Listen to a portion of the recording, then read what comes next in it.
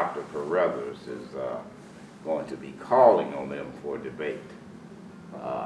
So how are my presenters will be presenting in debate today, doing with their research. Who has researched number 1 totally, in totality? All right, well, premise 1, the strong have a moral obligation to defend the weak. Premise 2, I am strong, typically. Premise 3, the only thing necessary for the triumph of evil Edmund Burke. Premise 4, some people believe in error, that the powerful have the right to exploit those who have not. Conclusion is that my purpose is to defend others from those who would take advantage of them. Are there any questions about that argument? Any questions about the argument? Well, I'm going to ask a question here. We pointed out already that the powerful can harm the powerless.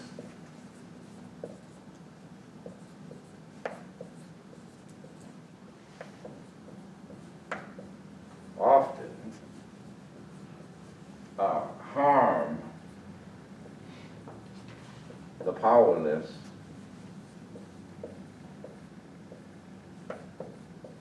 with evil.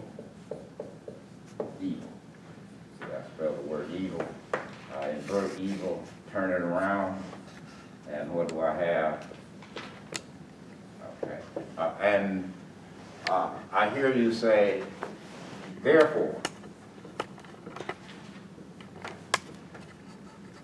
your purpose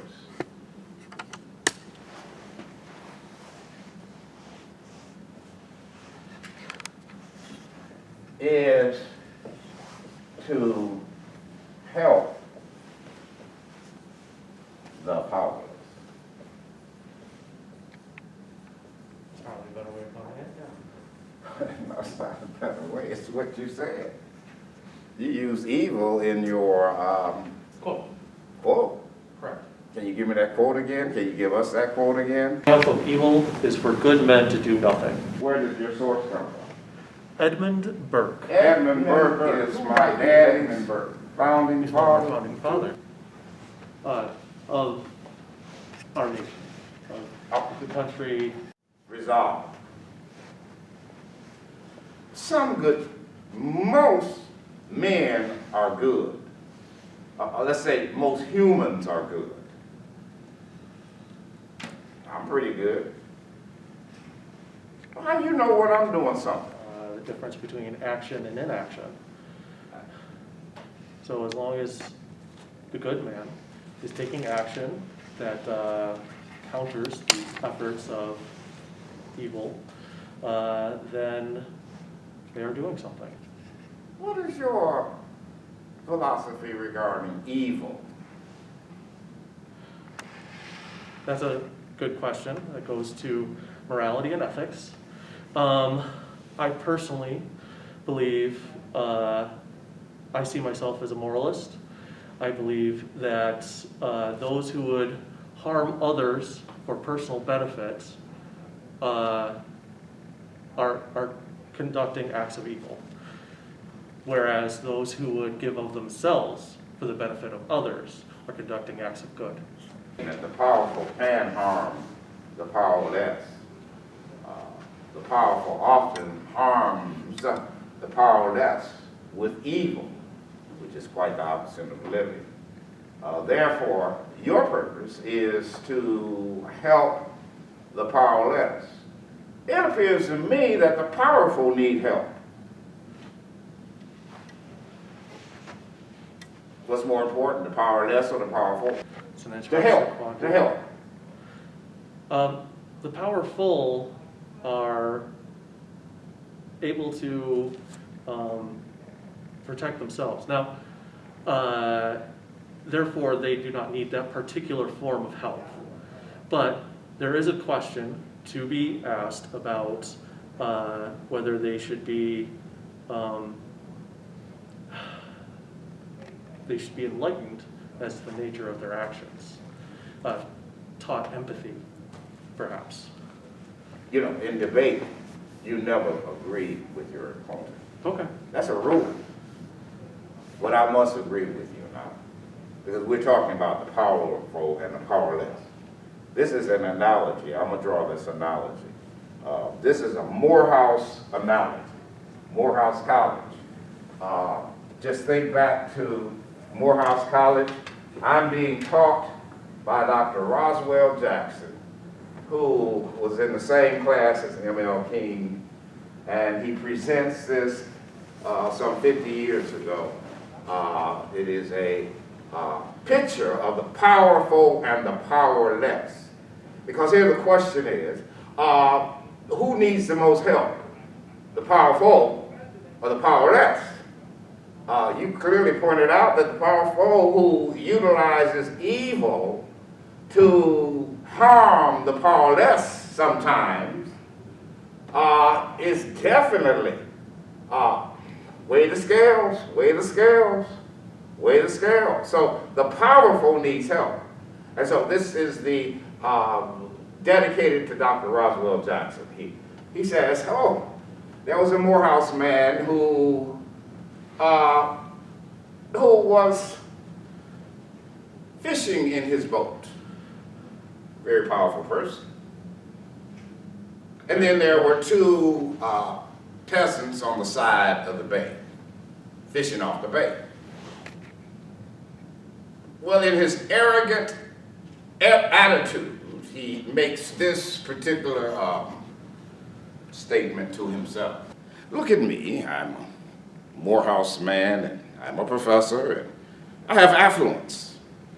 Why, I even own my own boat. And those poor peasants on the dock of the bay, they have no boat. Pity them. About a moment, a second later, a wave came up and the professor's boat tipped over. Now remember, we're talking about the powerful and the powerless. The powerful professor goes down one time.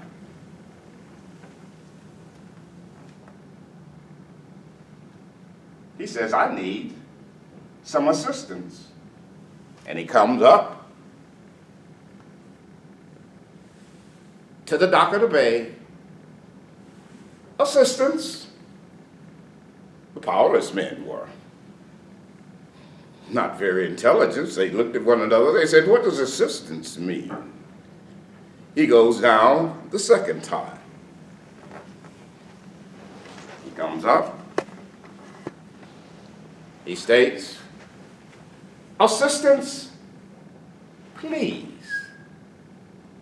He goes down the third time, and on this third time, he's drowning. He's being obliviated. It's all over, and he comes to the mindset that I better speak a language that these guys who can save me know, and he said, help. And they help him. Well, that's a good analogy. So again, let me ask you, who needs the most help? Those who are powerful, who are doing evil to harm others, or the powerless? The powerful and the powerless need help in different ways. The powerful, the powerless potentially have a greater need of protection depending on the level of harm that they risk being inflicted upon them.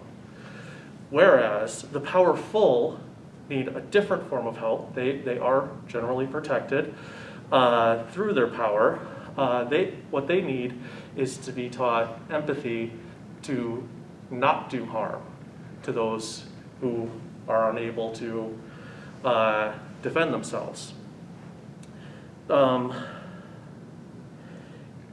going to your story, the moment that boat was no longer functioning, that man was stripped of his power. Those who had access to oxygen and air became the powerful in that scenario. And in that scenario, both times, those who had less power were in the greater need. Our founding father, Edmund Burke. What did he say about evil again? Listen carefully, guys.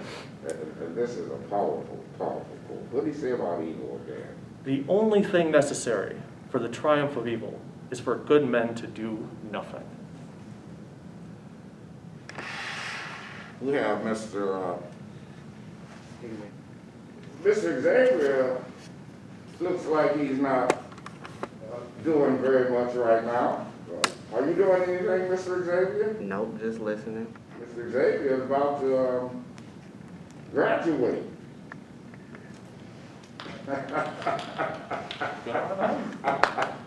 Hey. So if Mr. Xavier is silent, and we're not condescending, he's silent, he's listening attentively. He's listening, he's not engaged. Going back to Edmund Burke, when I say his name, I see the Star-Spangled Banner, pledge allegiance to the flag.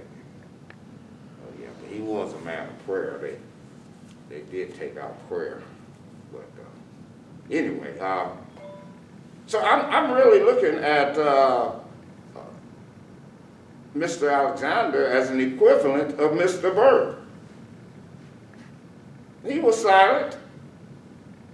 What was happening, Mr. Alexander, during Edmund Burke's period? The Star-Spangled Banner that Philip Sousa had not presented, but there's some things happening. What was happening? I don't know too much about Edmund Burke, so Okay. I don't really know his time period, like when he was alive. Okay, hold on. Mr. Alexander, what does slavery mean to you, Mr. Alexander? Not a good thing, that's for sure. What does slavery mean to me? Is there anything that could be done for those who pre-exhibit slavery for repentance? The good people who did evil, those people who were considered the good people who did evil. Is there anything that can be done to relieve us of the pain of slavery? Either or. Either or. What can be done? Realistically, my new state of single act can measure, equal the measure of harm that was done by, slavery and mass incarceration in America. That said, just because no single act can ever equate to that harm does not mean that we should not take steps to pursue I'm searching for the word, to try and undo as much of that harm as is possible.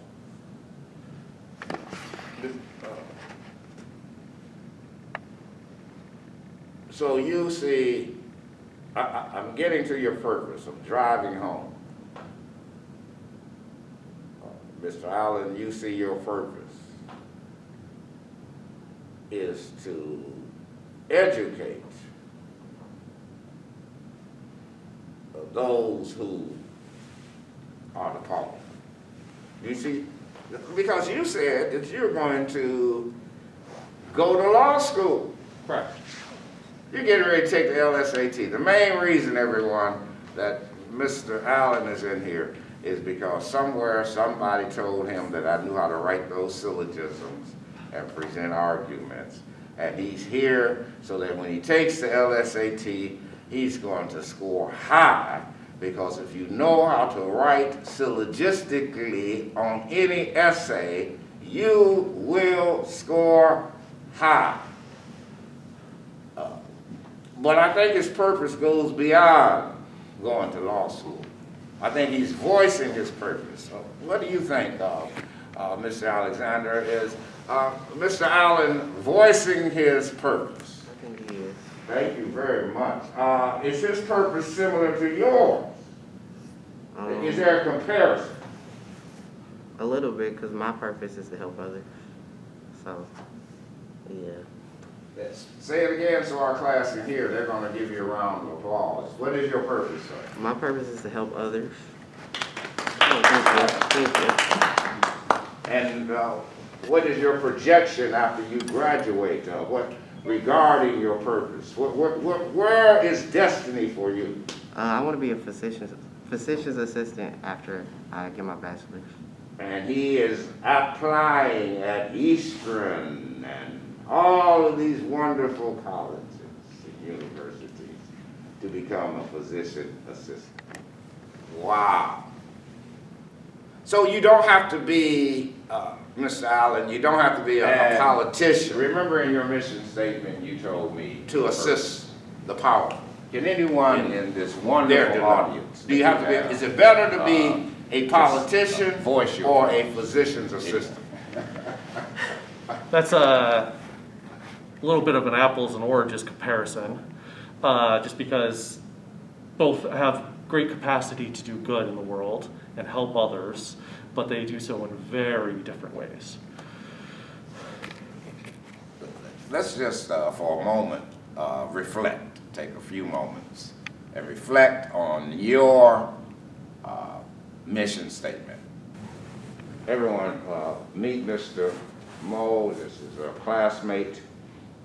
He is only a few steps away from getting his bachelor's degree. But he's talented. He is a movie producer. What's the title of your production? I'm AMV, which is I'm in Mosley Vision, and we specialize in all areas of film. But in my mission statement, I explained that Wayne County helped me so much as far as when I started learning this skill. I got into that program years ago, which is the Film Incentive, and completed that. And I started working on my movies and doing my business independently and pushing my craft. And I'm at the point right now where I have to finish off and perhaps start teaching, educating people with this. And this is a step, taking this class, finishing off, along with what I got going on, could further my future in a good perspective. So let's talk about your most recent credit. That's, what is the title of your movie? The Pop-Up. The Pop-Up. Yeah, this is what genre of is it? It's a comedy, a black comedy, Detroit comedy, however you want to put it. And I created that because, like, in the time right now, like I tell everybody, people talking a lot of other stuff, I want to make people laugh. When it was all type of crises and all type of world crisis going on, comedians and athletes led the way with soothing the public. You know, a laugh and a smile go a long way. So this being my first one, I want to make people laugh and get my audience comfortable.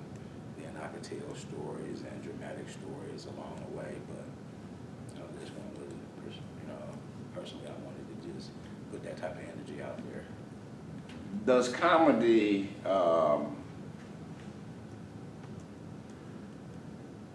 remove the obstacle of evil? Depending on the language of the comedy. Some comedy is heartfelt and it breaks borders. It don't matter if you're white or black. You're gonna laugh. But then there's some comedy that get real in deep detail, like depending on profanity, certain style of structure from the comedian. I might not be, I might not like that, but because it might give off a bad energy. What they say. I recall I went to a comedy club, and the minute I walked in, the guy looked at my, as he called it, cheap alligator shoes, and he burned me. That comedy was not very helpful that day. I was so embarrassed. And of course, the alligator shoes was green, and they stood out, and they might not have been alligator, they could have been maybe a fall. But anyway, do you see in any ways today that comedy is hurting people, really causing pain, presenting comedy to inflict pain? Yes, Ms. Al. I've been doing some personal research into. It's something I've come across and things that I've personally been pursuing and researching. And one example that I feel is a good example is that hate groups are using comedy as a means to desensitize people and therefore become more comfortable with being introduced to their ideology. So in that regard, comedy is a medium that can do harm, that can lead to greater harm, and it is being used in such a manner. In this critical thinking class, we can back down the hallways of history and actually go to 450 BC. And what we're interacting now is what the guys like Socrates, Plato, and Aristotle did. It was, the genre was called the tragic play, the tragic play. And basically one thought that we have presented, which is the powerful and the powerless, has moved around this room from going philosophical with your excellent argument. I might say it was excellent. Thank you. And then moving through the community and then coming back to one of the things that the powerful could utilize to pacify the powerless, which is comedy, to come to a point where we do know that everything's not funny. It's not all funny. And some of the atrocities that we are experiencing in this world right now, it's just not funny. It's not funny. It's, bullying is not funny. Bullying is not funny. That little ticklishness that was in you in your tender teens, you're going to have to move that tickling feeling that would have you to go into a comedic rage when someone was bullied. It's not funny in our society. So when we turn this powerless cycle around, to come to realize that the powerful and the powerless need help. We all need help. We're in this together. And critical thinking draws us to the understanding that we must speak the same language. Move from the level of assistance to assistance please to just plain help. Okay guys, let's call it a day. I did give you the PowerPoint again regarding the C-19 virus, so let's work on that. This has been a good class. Do you think that we can continue to move forward like this, guys? I think we can. I'm really confused on how to do it. So And setting up, they'll probably do the same. So I need to, Okay, Harry. Assignment to do, you said to do a syllogism for each of the issues. Mhm. One of these. Okay, which one do you choose? Have a good day. Look at how looking at. Do you want us to, read? How often are you making reflections or examining yourself, as Socrates said? well, from the options you present, I would say daily. But from a practical standpoint, if I could further articulate me to pursue this, was that Barack Obama, a man that I have a great deal of respect for and admiration for, was a Harvard Law graduate. He was an editor at their law review. And if it had anything to do with the man he became, I'm hoping to follow in his footsteps and in my own journey to help others the way that, you know, he was able to help me and my family. Like, I'm really at this point.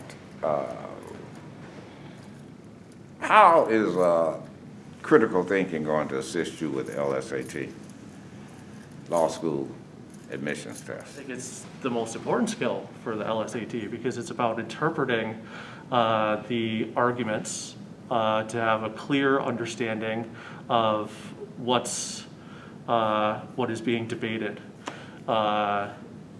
So I think being able to cut through the noise and make sense of the information presented before me, and then present my own position back in a clear and concise and logical manner is crucial in my ability to succeed in that area. Tell me about your past exposure with using critical thinking, form, and criticism to get your point across.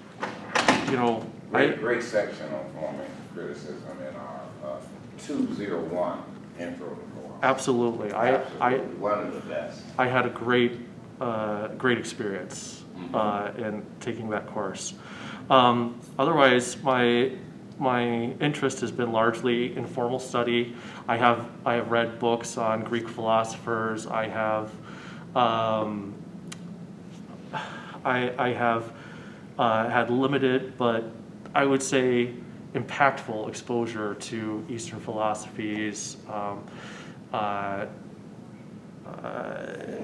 African philosophy, Middle Eastern philosophies, and there's wisdom to be found in so many different perspectives on the world. And you know, when I was younger, the more college age, cafes and coffee houses were more in vogue, and that was the local hangout. And one of the common refrains and activities was to debate philosophy in a casual setting, you know, amongst us amateurs. So it was something that I spent a good deal of recreational time in my formative years doing as well. We appreciate your ability to argue, and it's our thought that your argumentation skills get better, and that you'll take them with you for the rest of your days.